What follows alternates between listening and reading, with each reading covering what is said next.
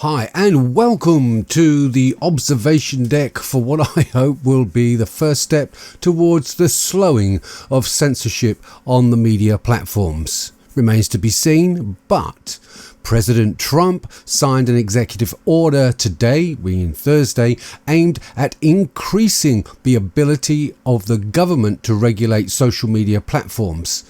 Because obviously a marked escalation of his lengthy feud with Silicon Valley over allegations of anti-conservative bias.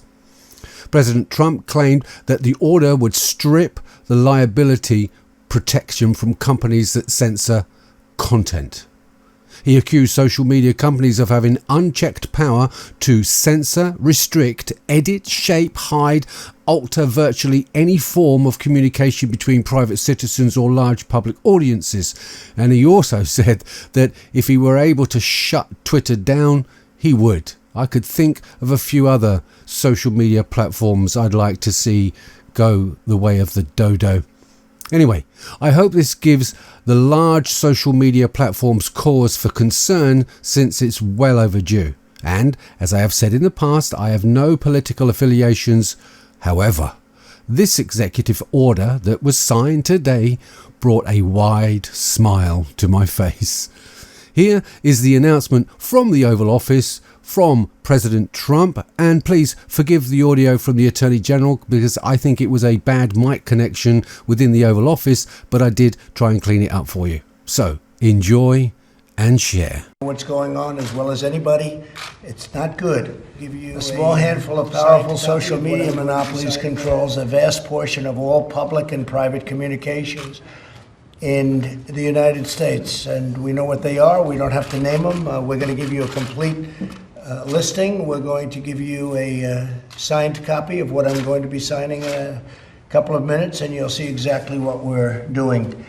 They've had unchecked power to censor, restrict, edit, shape, hide, alter virtually any form of communication between private citizens or large public audiences. There's no precedent in American history for so small a number of corporations to control so large a sphere of human interaction, and that includes individual people controlling vast amounts of territory, and we can't allow that to happen, especially when they go about doing what they're doing, because they're doing things incorrectly. They have points of view, and if we go by that, it's actually amazing that there was a success in 2016, but we can't let this continue to happen. It's very, very unfair. And you look at the statistics and you look at what is going on, and I think everybody would very much agree with that. Including Democrats, by the way. I saw quite a few Democrats are saying this is about time something is done. So let's see if they keep that decision after they hear that we agree with them. The choices that Twitter makes when it chooses to suppress, edit, blacklist, shadow, ban are editorial decisions, pure and simple. They're editorial decisions. In those moments, Twitter ceases to be a neutral public platform and they become an editor with a viewpoint. And I think we can say that about others also, whether you're looking at Google, whether you're looking at Facebook, and perhaps others. One egregious example is when they try to silence views that they disagree with by selectively applying a fact check, F-A-C-T, fact check. What they choose to fact check and what they choose to ignore or even promote is nothing more than a political activism group or political activism. And it's inappropriate. You look at what's happened, you look at where they're going, where they're coming from. I think you all see it yourselves. This censorship and bias is a threat to freedom itself. Imagine if your phone company silenced or edited your conversation. Social media companies have vastly more power and more reach than any phone company in the United States, more reach actually than your newspapers by far, more reach than a lot of your traditional forms of communication. Therefore, today I'm signing an executive order to protect and uphold the free speech and rights of the American people. Currently, social media giants like Twitter receive an unprecedented liability shield based on the theory that they're a neutral platform, which they are not an editor with a viewpoint.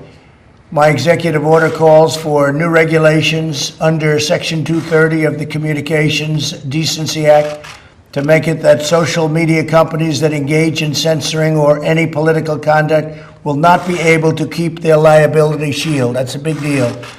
They have a shield. They can do what they want. They have a shield. They're not going to have that shield. My executive order further instructs the Federal Trade Commission, FTC, to prohibit social media companies from engaging in any deceptive acts or practices affecting commerce. This authority resides in Section 5 of the Federal Trade Commission Act. I think you know it pretty well. Most of you know it very well. I would think you know it quite well, right? Additionally, I'm directing the Attorney General to work cooperatively with the states. He's going to be working very much and very closely in cooperation with the states to enforce their own laws against such deceptive business practices. The states have broad and powerful authority to regulate in this arena, and they'll be doing it also, and we encourage them to do it if they see exactly as we've been seeing. It's what they're doing is tantamount to monopoly, you can say. It's tantamount to taking over the airwaves. Can't let it happen. Otherwise, we're not going to have a democracy. We're not going to have anything to do with a republic. Finally, I'm directing my administration to develop policies and procedures to ensure taxpayer dollars are not going in any social media company that repress free speech. The government spends billions of dollars on giving them money. They're rich enough, so we're going to be doing none of it or very little of it. As president, I'll not allow the American people to be bullied by these giant corporations. Many people have wanted this to be done by presidents for a long time. And now we're doing it, and I'm sure they'll be doing a lawsuit, and I'm also sure that we're going to be going for legislation in addition to this, and the legislation will start immediately. And I tell you, I've been called by Democrats that want to do this, and so I think you could possibly have a bipartisan situation. But we're fed up with it, and it's unfair, and it's been very unfair, and we'll see what happens. Any questions? Mr. President, given your concern with Twitter, have you given any consideration to deleting your account, to just walking away from this platform you've been so critical of? Well, you know, if you weren't fake, I would not even think about it. I would do that in a heartbeat. I'm real, but sir. the news is fake. If you look at what gets printed in newspapers, if only the public could understand where, you know, they're reading a story and they think it's real, and it's not real in so many cases. And I'm not saying in every case. You have some great journalists. You have some journalists that I have great respect for. But largely, I find, at least in a political sense, there's so much fake news, it's disgraceful. I would do that in a heartbeat if we had a fair press in this country, I would do that in a heartbeat. There's nothing I'd rather do than get rid of my whole Twitter account, but I'm able to get to, I guess, 186 million people when you add up all the different accounts and add Facebook and Instagram. It's a lot of people, and that's more than the media companies have, frankly, by a lot. And so if I get a story that's wrong, I can put a social media, I don't usually use the word Twitter, I say social media, but I put something out, and the next day or the next hour or the next minute, everybody's reading about it. So I'm able to refute fake news, and that's very important. I'd like to ask the Attorney General, please, to say a couple of words, and he's very strong behind it, backing it very powerfully. And again, we're going to be doing this. We're also going through Congress. Well, as you mentioned, Mr. President, one of the things that I found has the broadest bipartisan support these days is the feeling that this provision, Section 230, has been stretched way beyond its original intention, and people feel that on both sides of the aisle.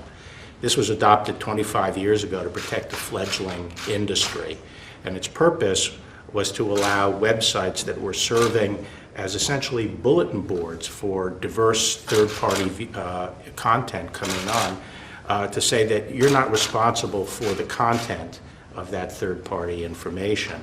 And it also tried to encourage these companies to take down things like job advertising and things by saying if you act who control a lot of the flow of information in our society, to engage in censorship of that information, and to act as editors and publishers of the material. So when they put on their own content, like fact-checked content onto other people's content, and when they curate their collection, and when they start censoring particular content, including in many cases at the direction of foreign governments like Communist China, they become publishers, and they shouldn't be entitled to the same kind of share that was said earlier. Now, this executive order is a very strong step toward addressing this problem. It sets up a rulemaking procedure that will eventually be under the FCC to try to get back to the original interpretation and understanding of Section 230. Also, the Attorney General to work with state attorneys general to come up with model legislation that addresses this at the state level. And we're preparing federal legislation, which we will be sending over shortly for review at the Office of Management and Budget. So this is an important step to get back to the original understanding. You know, there's a bit of a bait and switch that's occurred in our society. These companies grew because they held themselves out as public forums, as free public forums where a variety of voices and diverse voices could come on and be heard. That's how they grew. That's how they attracted the eyeballs. That's why people joined them. But now that they have become these very powerful networks of eyeballs, now that they've grown by holding themselves out as free public forums, they've now switched. And they are using that market power to force particular viewpoints. And that's wrong. And it has to be addressed not only through this executive order, but I think litigation going forward and by further action on Capitol Hill. Thank you, Mr. President. Mr. President, Do you have any questions for the Attorney General? yes, actually, I do. Mr. Attorney General, not only have you been against Section 230 and the President has been against Section 230, the Vice President has said he's against Section 230. Do you believe that the executive order that the President is about to sign in any way repeals or amends Section 230? No, it doesn't repeal Section 230, and I'm not against Section 230 if it was properly interpreted and properly applied, but it's been stretched, and I don't know of anyone on Capitol Hill who doesn't agree that it's been stretched beyond its original intention. I think this will help get back to the right balance. Mr. Attorney General, can you give us more details on the legislation both you and the President referred to? What do you want to do in that legislation? Well, we're still reviewing a number of possibilities, and it'd be premature for me to discuss. And one of the things we may do, Bill, is just remove or totally change 230. What I think we can say is we're going to regulate it. It's a provision, and we're going to regulate it. You take a look at this as an example. This was just out. Twitter moments on the Mueller witch hunt. So we won. We were in the right. You see what's happened. It's a total fraud. It was a total fraud. 76-1. Okay, 76-1. You look at it. You think that's fair? Twitter classifies the term illegal alien as hate speech. Illegal alien. And viciously. You look at what China, I mean, just article after article. Here's one. This is the arbiter. This guy is the arbiter of what's supposed to go on Twitter. He's the one he thought, and he used CNN as a guide. CNN, which is fake news. He uses CNN as a guide. His name is Yoel Roth, and he's the one that said that mail-in balloting, you look mail-in, no fraud, really? Why didn't you take a look all over the country? There's cases all over the country.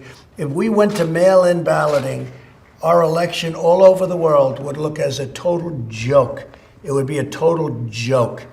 There's such fraud and abuse, and you know about harvesting, where they harvest the ballots and they go and grab them and they go to people's houses and they say, sign here. No, it doesn't work out. Now, an absentee ballot, you can't be there or you're sick, and you go and you register and you do all sorts of things to get that ballot.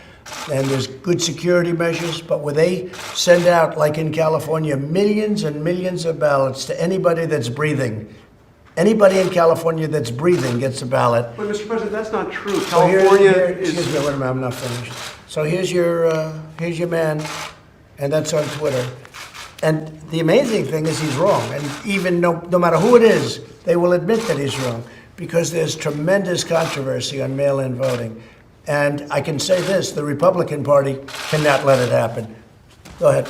Well, you know Gavin Newsom, Governor Newsom, has not sent ballots out to everybody in California. They're only going to registered voters. How many are there? So, How many are so what your tweet Yeah. said was not wrong. Okay, That was not correct. It was wrong. Okay, oh, really? So when he sends out 28 million ballots, and they're in all the mailboxes, and kids go and they raid the mailboxes, and they hand them to people that are signing the ballots down the end of the street, which is happening, they grab the ballots. You don't think that happens? There's ballot harvesting where all of us, we had 7 elections for Congress, and they were like tied, and they lost every one of them because they came and they dropped a whole pile of ballots on the table. But you don't think they rip them out of mailboxes? It's all the time. You read about it. You can read about it. Take a look. They do worse than that. In some cases, they won't sell them, like to a Republican community, a conservative community. They don't happen to send the ballots to those communities. And there's no way of checking. No, you have to go and you have to vote. Voting is a great thing. Voting, we would be the laughing stock of the world. And if you just use common sense, you know that's going to happen. But they raid the mailboxes. They can even print ballots. They get the same paper, the same machine, nothing special. They get the same paper, the same machine. They print ballots, and Bill would have to do a great job to catch him doing it, or your state authorities would have to. But you have tremendous potential, and you have tremendous fraud and abuse, but you have tremendous potential for fraud and abuse. Go ahead. Mr. President, you had said in one of your tweets that you would consider shutting down Twitter and social media companies. Did you actually mean you would want to shut down an Well, I American think it's company? going to be, I tell you what, I have so much, it seems, influence over Twitter in the sense of people wanting to go Twitter because of what I have. I have a vast number, we have a number of platforms, as you know. We have millions and millions of people. I think this, if Twitter were not honorable, if you're going to have a guy like this be your judge and jury, I think you shut it down as far as I'm concerned, but I'd have to go through a legal process to do that. How would you shut down an American I don't know, I'd have to company? ask the lawyers, I'd have to go through a legal process. If it were legal, if it were able to be legally shut down, I would do it. I think I'd be hurting it very badly if we didn't use it anymore. I mean, we have other sites we could use, I guess, or we'd have to develop other sites. And I'm not just talking about Twitter. Look at Facebook. Look at the tribunal they set up at Facebook. This woman who, you remember testifying recently in Congress, her hatred was so incredible toward the Republican Party and me that there is no way you can get a fair trial. So this is not like it's supposed to be. This is not like it's supposed to be. So we're going to see what happens. And you know what? I guess it's going to be challenged in court. What isn't? But I think we'll do very well. Yeah, go ahead. Mr. President, as to potential litigation, can you discuss the timing of that and what is the remedy that you're going to be seeking? What I was referring to, there is litigation going on all the time on Section 230 and its scope, and we would look for appropriate vehicles to weigh in and file statement of interest. So you wouldn't be filing an individual? Not necessarily. Okay, thank you. Okay, I'll stop it there because the rest of that short briefing was talking about the situation in India and Pakistan borders and not relevant to what I want to bring you. So, I hope you heard President Trump hint at maybe removing the current law altogether and replacing it, but at least it's a step in the right direction. And it will not just affect the gaining in some ways, I hope, of free social media speech platforms for Americans, but will undoubtedly have implications worldwide. And I personally hope that he fries all their butts. So until next time, question everything, believe nothing, and stay curious. And I'll see you back on deck sooner than you think. Bye for now.